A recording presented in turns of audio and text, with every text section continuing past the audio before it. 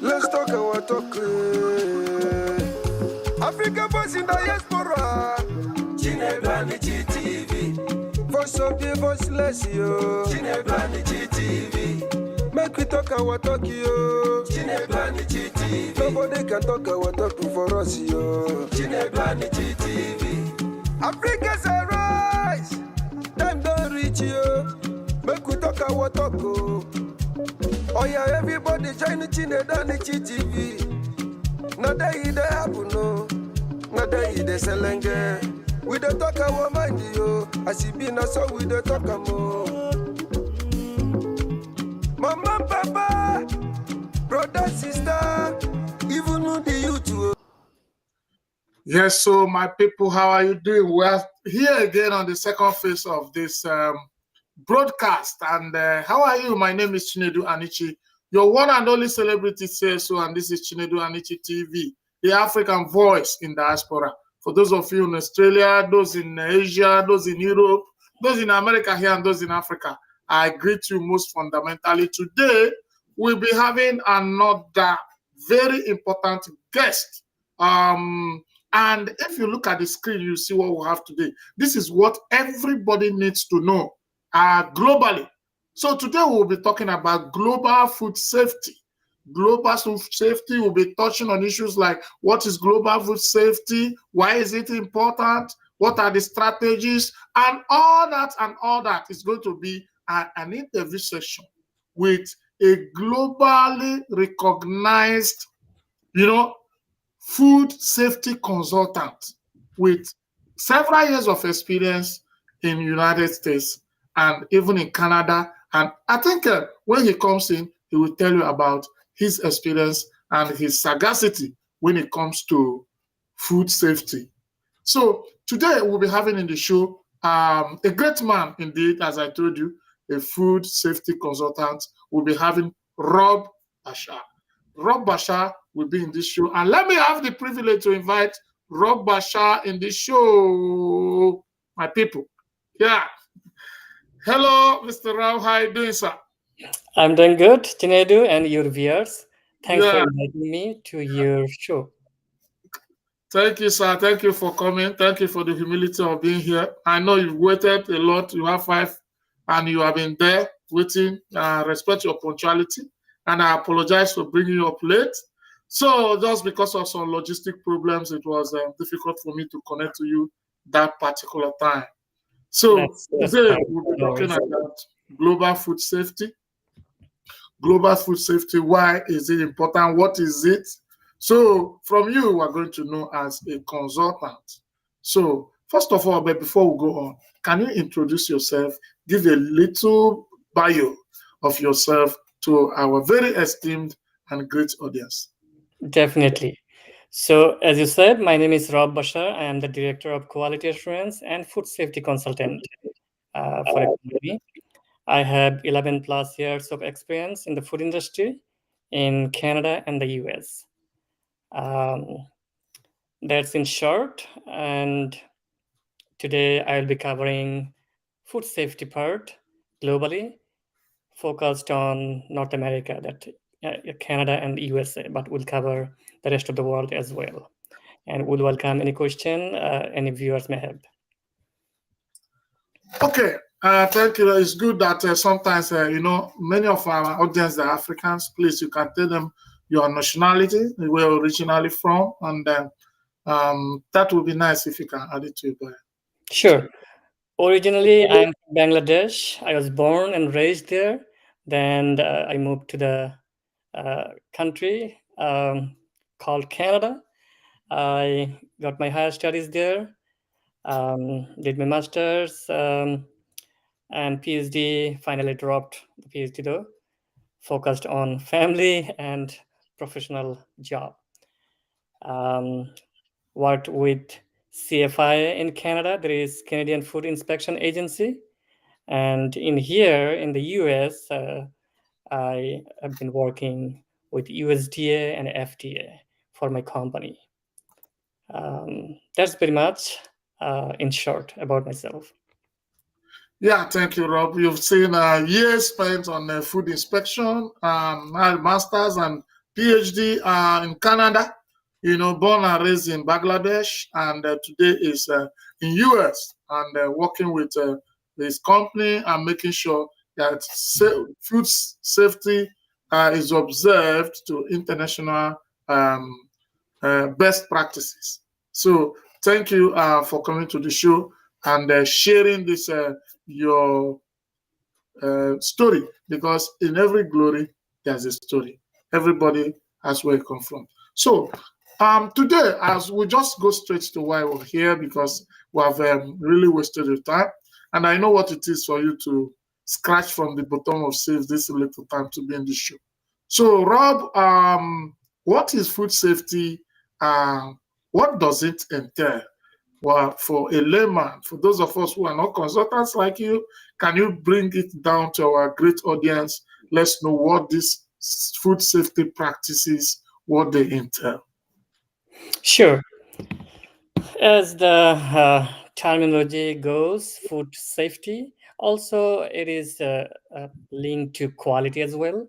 So, first, food safety. So, it is the safety of food, making sure whatever we eat, it is safe for our body.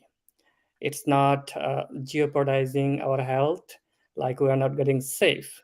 So that is food safety, and that's the most strict in terms of regulation and standards.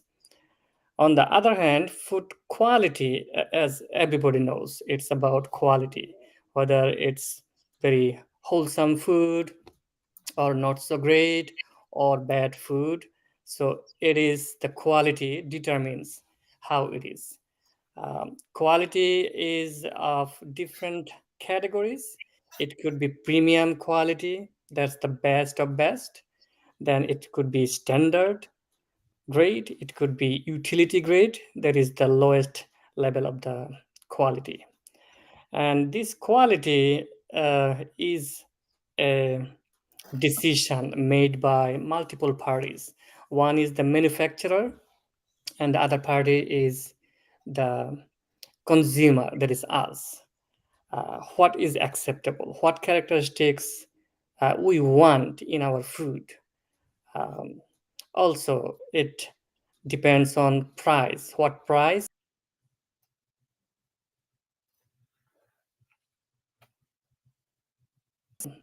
The if we can expect premium quality, that is the best of best. If we want to compromise some of the quality characteristics or attributes of the food, then it could be even utility. It's just barely okay quality. So while food safety is about our health safety, our life safety when we consume a food, quality is about how good a food we want at our price that we are paying. Um, in terms of food safety, the regulation is the most stringent. No compromise, no, I mean, zero tolerance regarding the um, health of the consumer, that they won't get sick. Um, and quality, it could be of varying level. That's very much food safety and quality in short.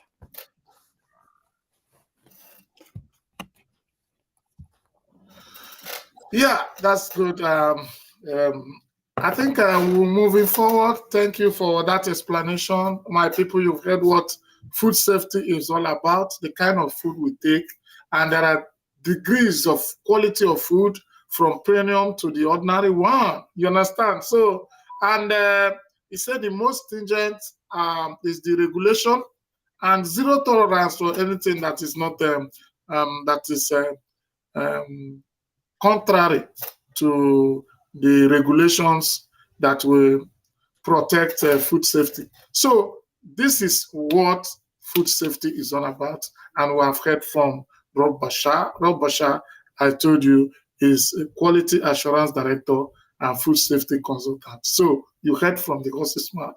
So, Mr. Rob, moving on. So, what are the techniques applied in this food preservation that makes for the safety? Yeah, I think that you have different preservative strategies. Can you let us know so that at least there are a lot of people watching you now and they would like to apply one or two in their homes and even in companies and restaurants. So thank you, sir. Sure. Yeah, that's very interesting. That is the things happens behind the scene. When we buy food from a grocery store or any retail store in a package, we might not see how it was manufactured, how it was preserved, how the shelf life uh, is long compared to a fresh food that we just make at home or we just harvest from the agricultural field.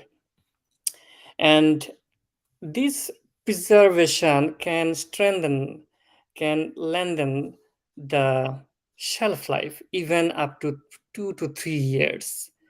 That is the preservation. There are different techniques of preservations. Many of the preservation techniques that many of us may know already.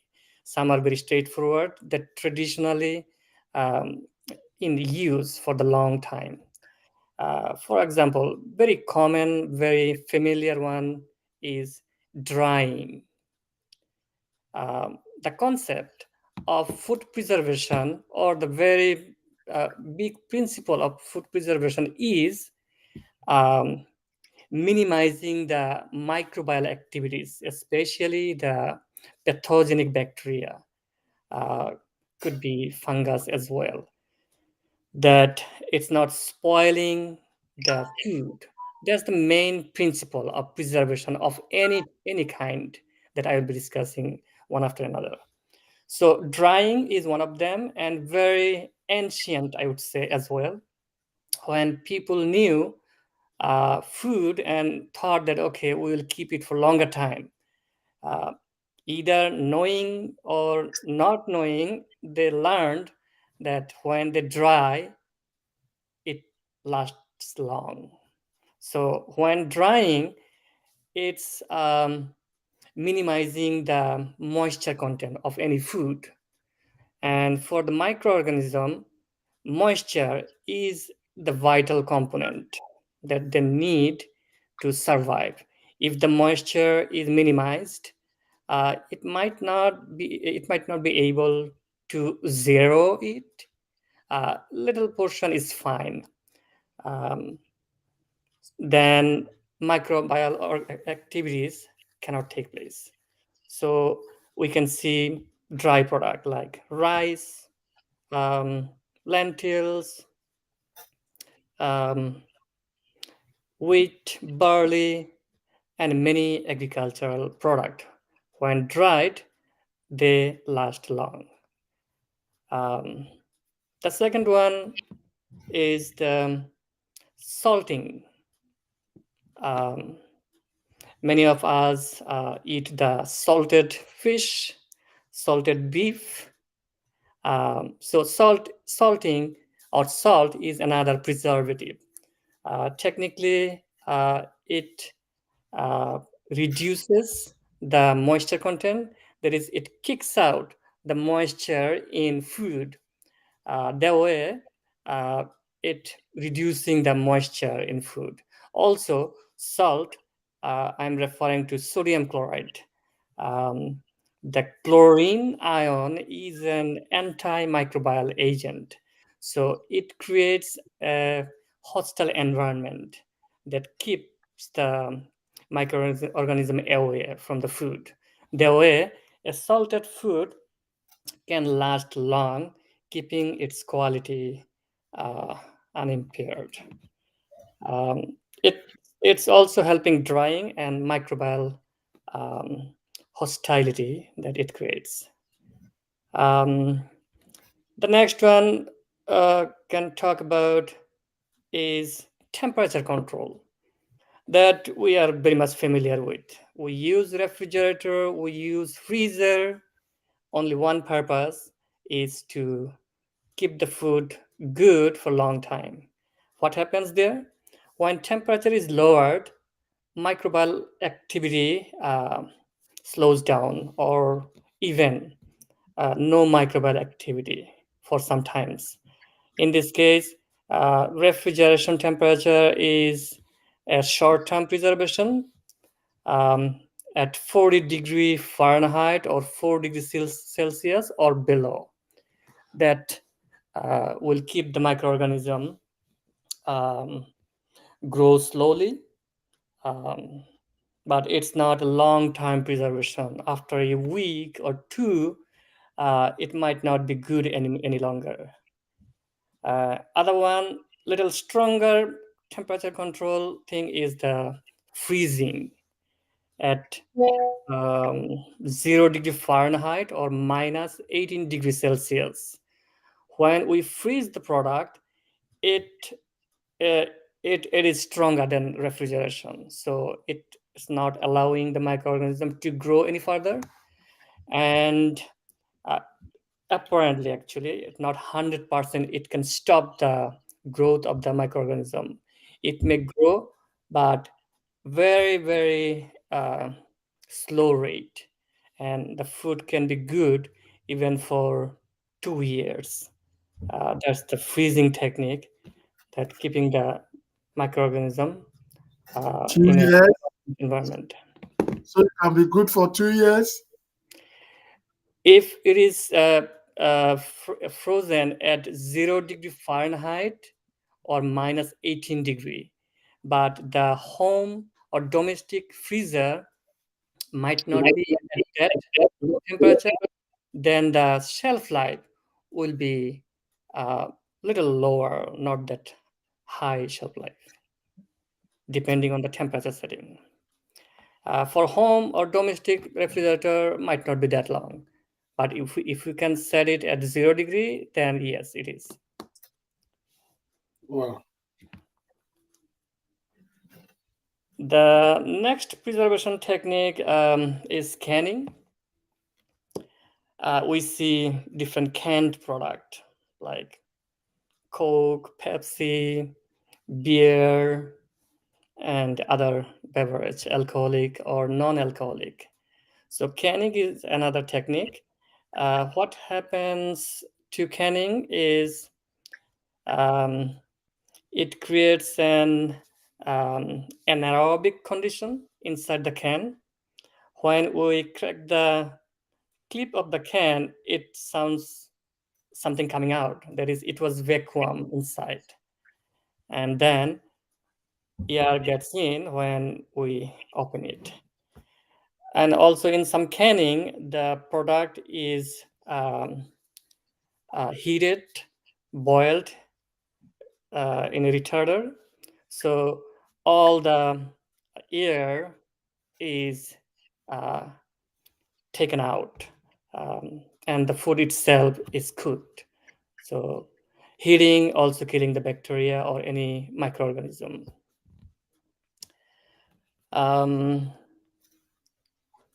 That's very familiar, one of the preservation technique. Other one could be pasteurization, mostly applicable to milk and juice and some alcoholic beverages, wines and beers. Louis Pasteur that invented this technique. There is the beverage is heated at 135 degree Fahrenheit to kill the bacteria. So that's also another technique of preservation. Acidification is another one. There is adding acid to the product. Pickling is that kind. We see pickle jar, there is vinegar added. That's an organic acid that creates an hostile environment for microorganism, that not letting them grow inside. And the jar is vacuumed and sealed, that no air getting in as well. By the way, I want to add that in one food, uh, one or multiple preservation techniques can be applied. Um, so just might not be one in one food. It could be multiple sometimes. Then vacuum packing, that is taking the air out. When no oxygen in the package, bacteria cannot grow. The ones dependent on oxygen. So those ones um, um, goes good.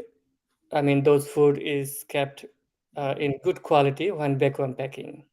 Other one is modified atmosphere packaging. Uh, it is similar to vacuuming, but not necessarily taking the air out. Rather, in that pack, some good air is added, nitrogen, carbon monoxide. Those ones create a hostile environment for the bacteria. But those gases not harmful to the food and to human consumption. Um, Radiation is another modern technique. X-ray, gamma ray, ultraviolet ray are used to treat the food before packing. So the microorganisms are killed through the ray treatment. Um, Another one is use of preservative. Um, when we talk about manufacturing of food in the modern time, preservatives are very common that used in bakery and in any other food. Um, a lot of preservatives used. Sometimes it is very scary when we hear about that food um, coming with preservatives, but the level of preservatives is very minimal and strongly regulated by the regulatory bodies. So it's not harmful for human consumption, but bad for bad bacteria. bacteria. So preservative is another technique. That's very much about the preservation that happens behind the scene. Wow, that's great. Thank you, Wolf, for this wonderful expository you're putting across professionally. We cannot pay you, but we are grateful for coming to. We know what it means to listen to a consultant. We know what it costs people in America to attend where a consultant is doing something of this nature.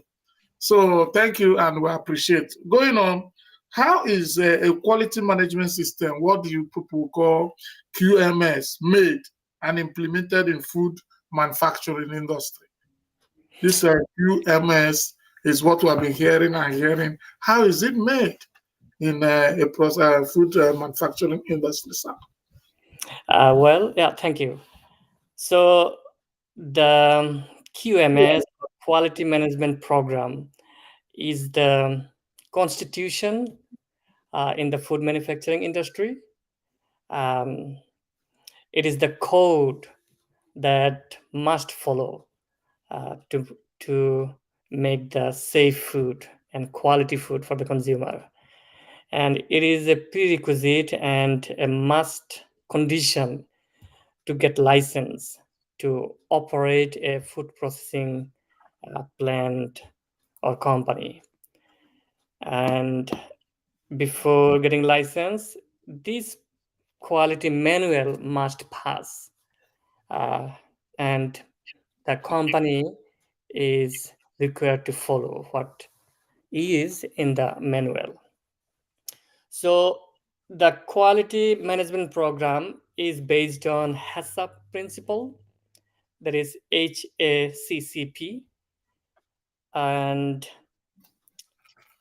to give a quick view of HACCP, that is the heart of the food processing or manufacturing industry and the quality management program. The concept of HACCP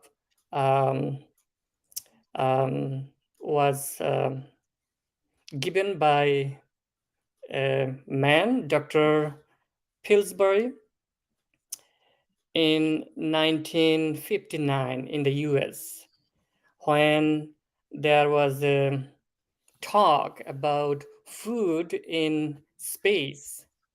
I mean, when astronauts traveling in the space, they needed food. They needed food for two things. One is that their food must be of long shelf life, that whatever they will take with them, good for a long time. And also the food must be of safe and quality, that they are not getting sick. There is no hospital, no big operation theater in the space, so they must be healthy when eating food. NASA and Dr. Pillsbury, um, in a collaboration approach, they made the HACCP. And Dr. Pillsbury is called the father of HACCP. Also, FAO has guidelines to follow worldwide. So these are the backbone of a modern food safety manual or quality management program. So in a quality management program, there are two parts. One is prerequisite program, and second one is the HACCP plan itself. And this approach is it's not just reacting to the situation, rather doing things proactively before happening. The procedure must have steps and all the activities lined up, guided, that will minimize the food safety hazard that may be associated with. So in the prerequisite program, there are different elements such as cleaning and sanitation. That is, a processing plant must be cleaned and sanitized in a way that food contact surfaces, especially, must be free of pathogenic organism, spoilage organism. And other one is incoming materials. The ingredients and the packaging that will be used in making food and packaging food must be hygienic, must be for packaging materials, must be food grade packaging materials that won't leach any chemicals, or any way the packaging won't contaminate the food. And the ingredients must be of good quality and safe for sure. So before converting into a manufactured product, for example, bread, the flour from wheat or any other corn must be of good quality and safe as well, not contaminated with bacteria or like foreign materials like glass pieces or metal pieces or anything like that. There are some tolerance level as well. It's not 100% free of this, but there are some threshold levels that must meet. Another prerequisite program element is the design, construction of the processing plant. Processing plant must be built in a way that it's not allowing any intruders, especially pests. No birds coming in. It's not, food not processed in a place that is under the sky directly. Rather, it must have a roof and doors and windows closed, unless the door needed to open and close shortly to get something in or to get something out, but mostly a closed environment. Even human trafficking also control. Only the employees following the hygiene practices can get in. Visitors limited can get in following some hygiene practices. So the design location of the building is a prerequisite that will allow the food handler to manufacture or make a food that is safe in a safe environment.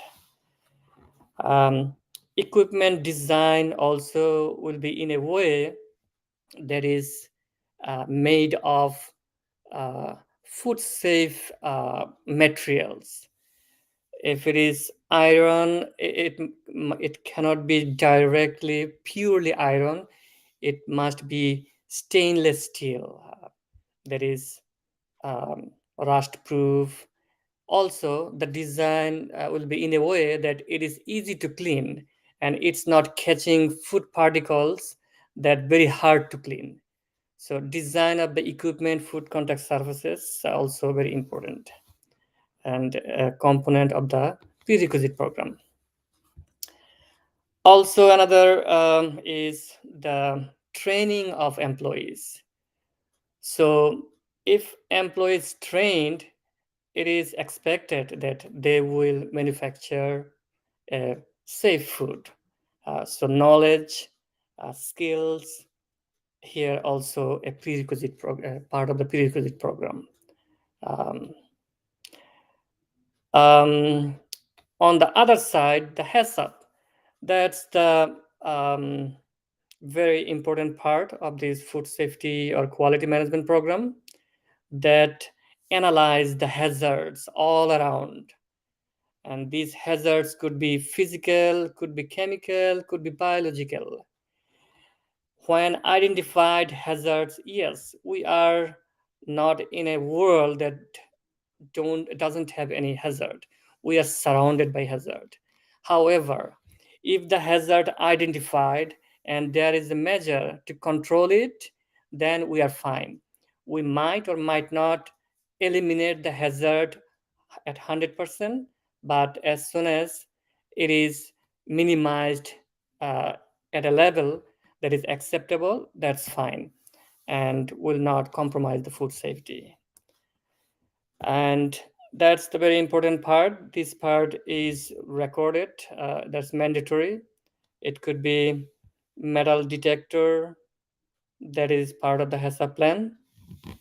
Any finished product that is ready to eat, mandatory to scan with the metal detector. Sometimes X-ray machine also used to detect any foreign materials.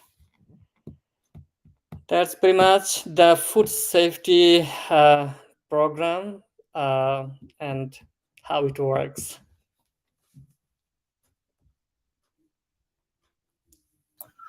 Yeah, thank you, thank you, thank you. I'm so happy about this. So, because sometimes we just see all this canned food, we see all this, you will not know how it came about, and especially the history of the astronauts. So, how this food preservation all came about, the policies because of, the astronauts that they needed to take their food, up in the space, and will not have any hospital to visit if they have a food infection or what infected food in their possession.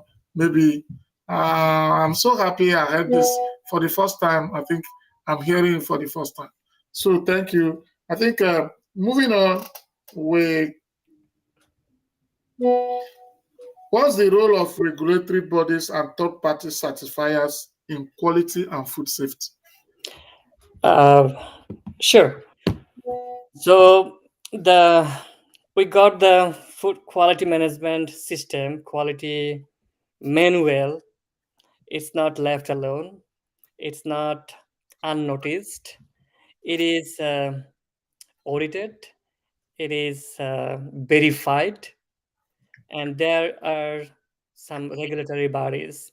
They are enforcing the food safety rules and laws associated with the uh, quality and safe food manufacturing. In US, FDA uh, and USDA are the regulatory bodies. In Canada, CFIA, that is Canadian Food Inspection Agency, are the government bodies. They have legal right to um, enforce the food law if any food manufacturing company violating any. And they are the people have the final say. If a food manufacturing company uh, allowed, licensed, um, or carry on, or at any point to close the door, so they are the people regulating. In European Union and in other countries in the world, there is a government body that closely monitoring the food safety and quality aspects of that country. Um, the very first thing they do is licensing. That is, they issue license to the food manufacturer when a new company, new facility is built. Um, they must have license to operate in that country. Um, they must submit their quality management program to the authority, and the authority reviews if everything good. They might ask for revision and changes if need be, and finally they issue the license to the company, and this license renewed periodically, uh, annually or biannually as the country's rule. The way it's not for lifetime license, periodically to be renewed. And time to time they do auditing. That's their another role. After issuing license, they might do the very first audit uh, on site, and after that, based on food safety risk, depending on the type of the product, the audit could be annually, could be biannually, even could be once in a while, depending on the food safety risk associated with the product. If it is a perishable product, if it is a ready to eat product, the audit could be every year. Um, so depending on the hazards associated with the food. If dry materials, the dry food, then audit is less often. The frequency is low. They may come with notice or without notice. They may choose any. Um, I saw someday my my boss was saying, "Hey, Rob, we got the auditor." Okay, surprise! Nobody knew that he. I mean, in this case, it was she. Actually, she uh, came in. Okay, I'm going to do your audit today. Okay, no problem. So sometimes it could be unannounced audit. That audit could be multiple days. Normally, it is multiple days audit by the regulatory bodies.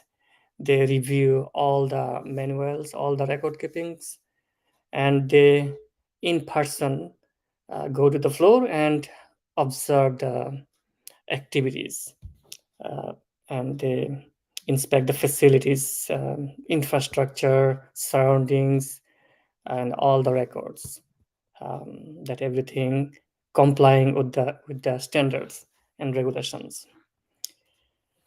Sometimes they do sampling during audit time. They take some sample to check the quality, and sometimes they ask for sample of the audit some other time, and they do test in their lab and check if everything is fine. Sometimes they may check the product in the retail store in the shelf. Nobody knew, but they may storm in and taking some samples and testing them. And if anything goes wrong, then the company in trouble. Enforcing is another role they play. They have right to close the door of any food manufacturing company if something wrong. Um, Sometimes they issue the recall notice if identified that somebody got sick. Um, in this case, actually, it will be multiple people that got sick eating some company's food, and after testing, if it is identified that food had some problem, it could be pathogen, it could be metal, it could be glass piece, and that food must be recalled. They have that right to enforce. So these are the roles they play. It's not like policing necessarily. It's for the safety of the citizen of the country wherever the food is manufactured. They have the responsibility of the life of the people, in regards to food and if any sickness from the food. That's very much about the authority, I mean, regulatory authority of any country.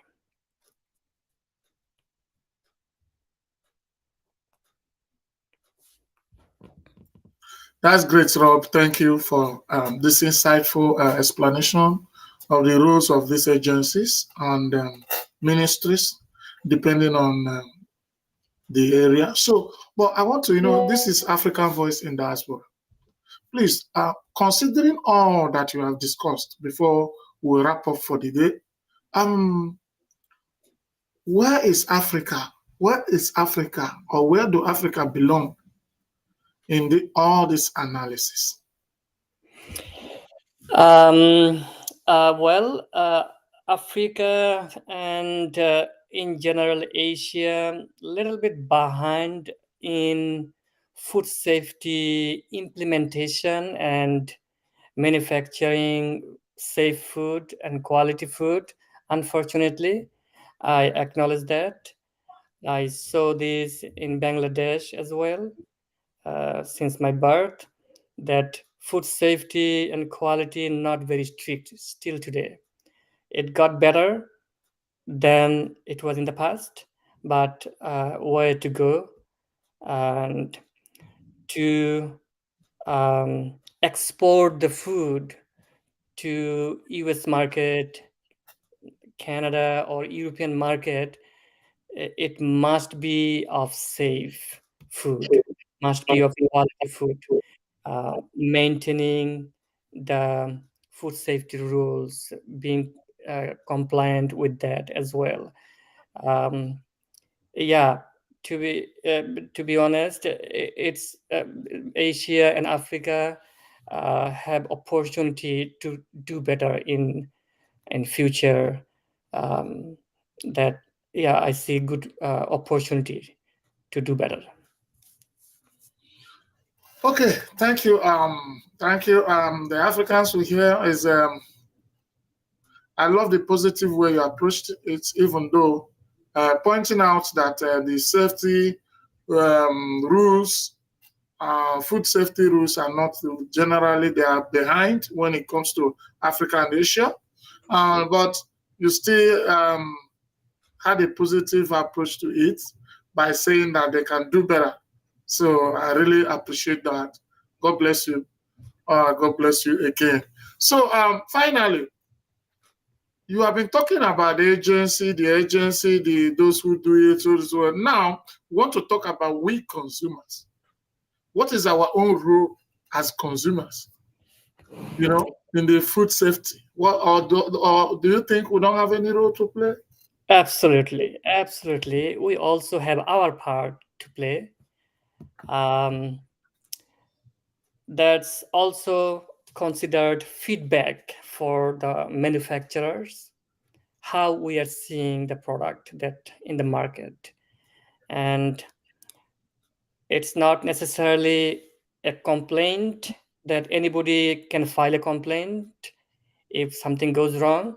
It's also a message from the consumer how they are seeing the product, and feedback for the manufacturer how they should improve for future food manufacturing. So as a consumer, um, we should check the label of the packaged food. um, One thing, we must check whether it's expiring the best before date.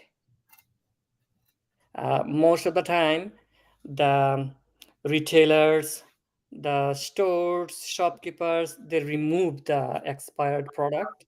But if they are not forgotten or somehow uh, the best before date expired product not removed, as a consumer, our job is to make sure what we are buying, it's not expired, it's before or on the best before date. That would be first thing anybody should do. Also checking the label for ingredients, especially uh, allergens. Some people are allergic to some of the allergies, some of the foods.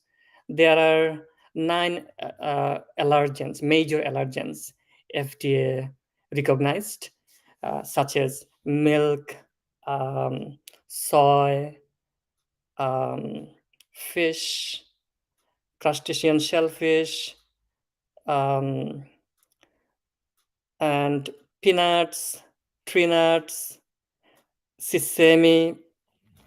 So if anybody allergic to any of these, must read the ingredient list on the label.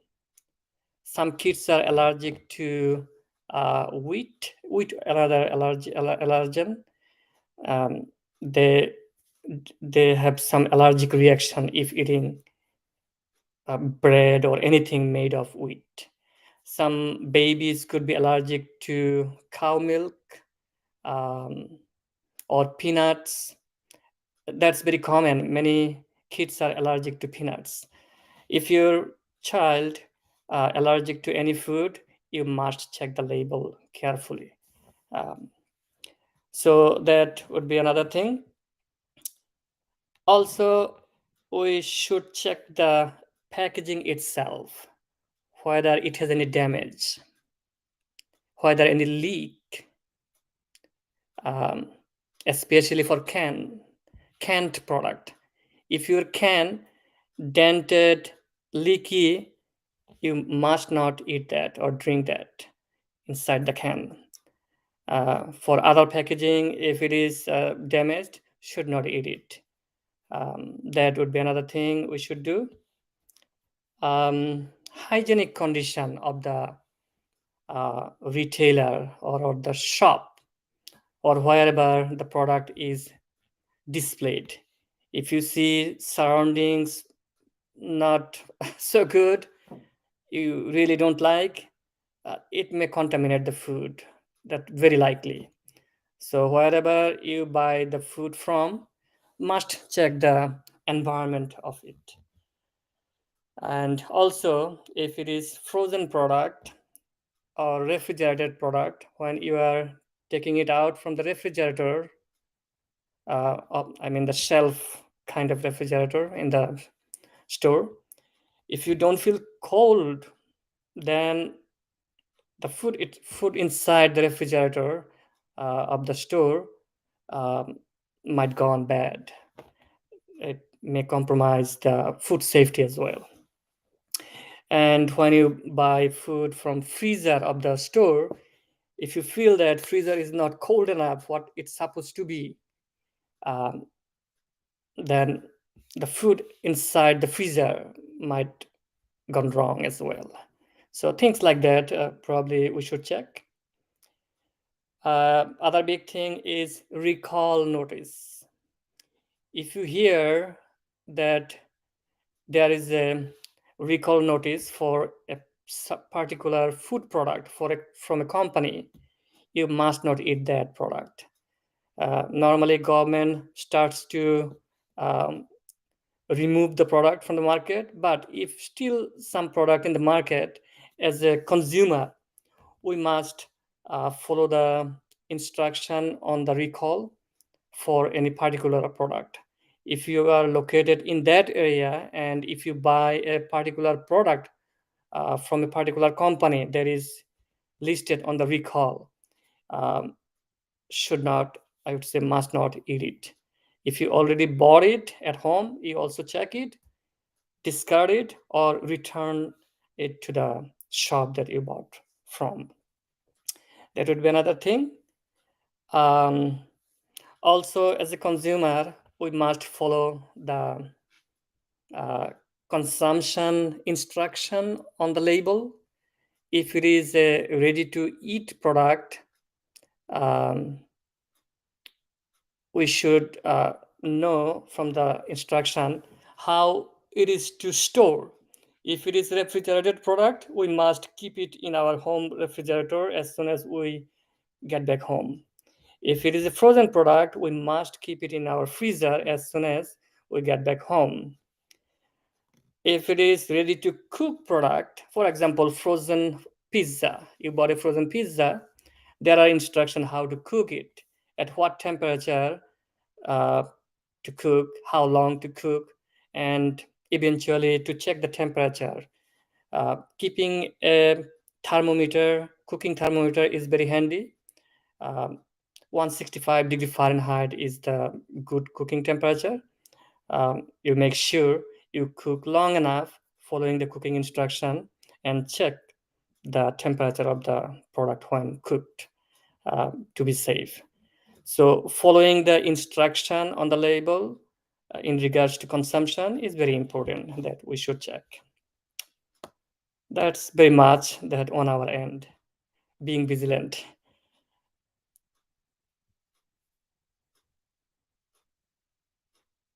Yeah, Mr. Rob Bashar, I think it was a very good evening having you, and thank you for all this. And I want to further ask you something, because we are privileged to you here.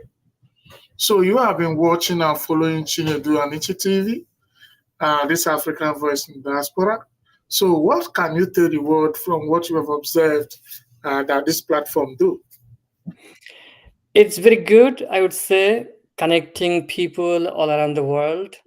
Um, and on my end, an opportunity to be connected with them.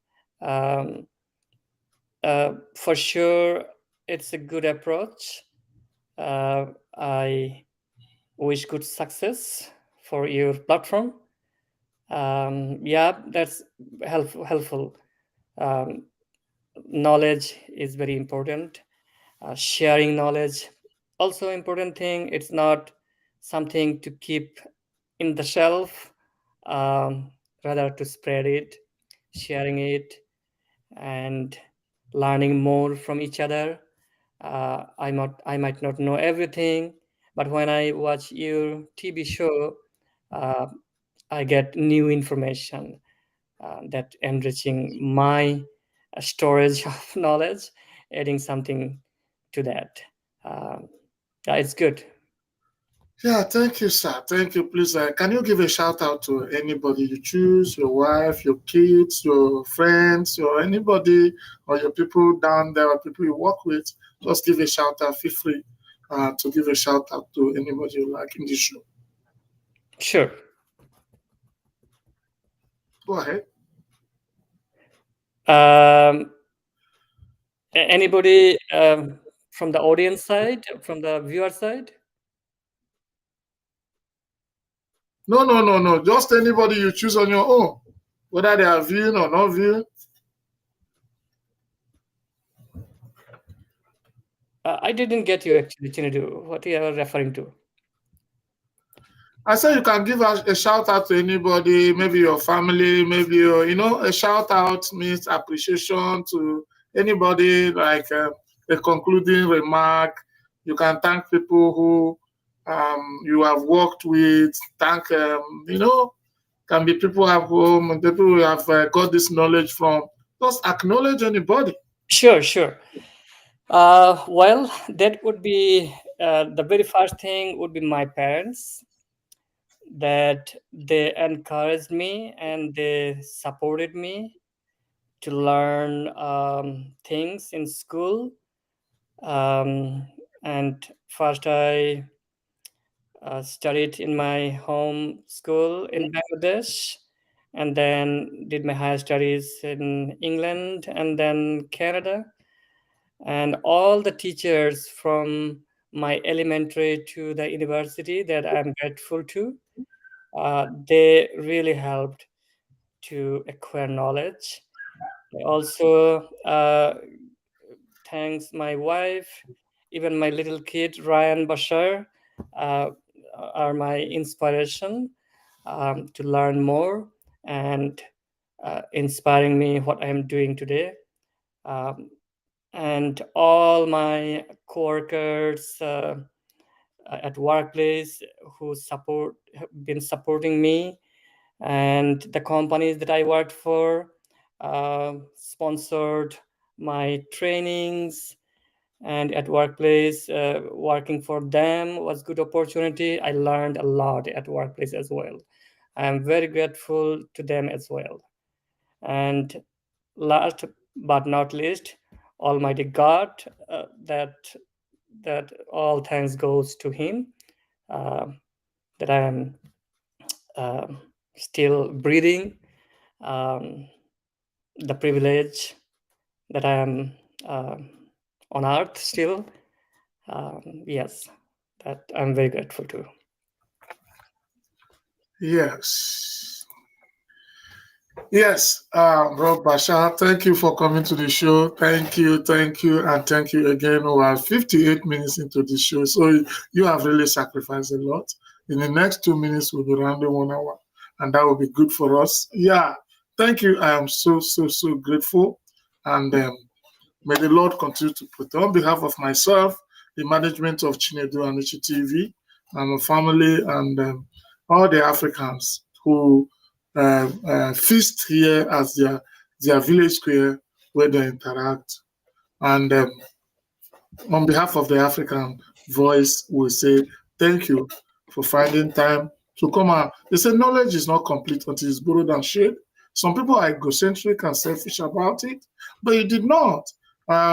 Considering your choking schedule, I know your person, and your choking schedule, you still made out time. You know how we have been planning this. We will plan it to look like it's going to work. Sometimes it look like it's not going to work. Even today, we put it 1 p.m. At the time, we need to shift it to 5 p.m. So that's why I have to put another show by 2 that we just ended before you came in. So, and that's great. That's great. And I think with the knowledge you have impacted today will improve, and a lot of people will hear it. You're going to see the power of our audience.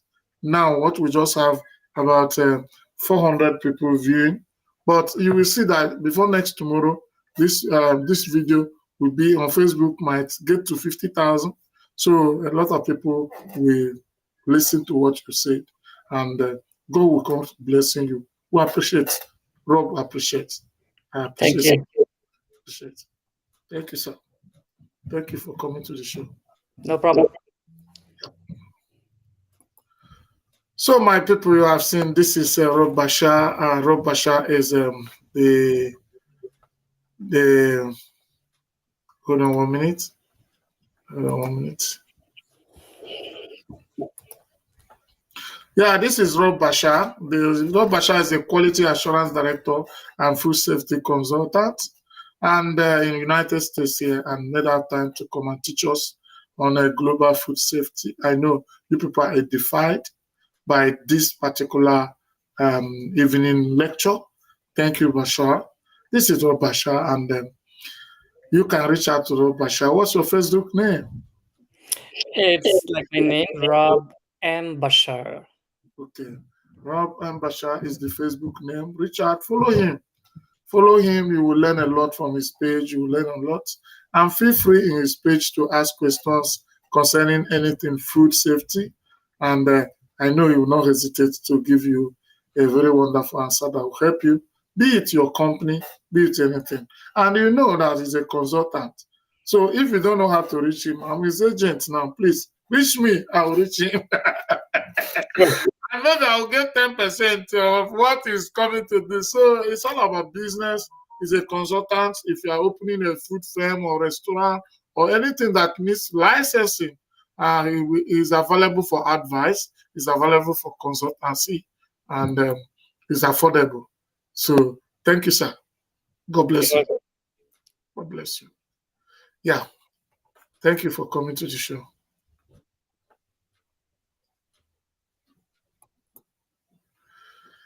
Yes, my people, you have seen Rob Bashar. He was in this show for food safety, and thank you for being there. Those of you watching on Instagram, those of you watching, those who will be watching offline, this is Rob Bashar, and we'll continue to give it to you back to back.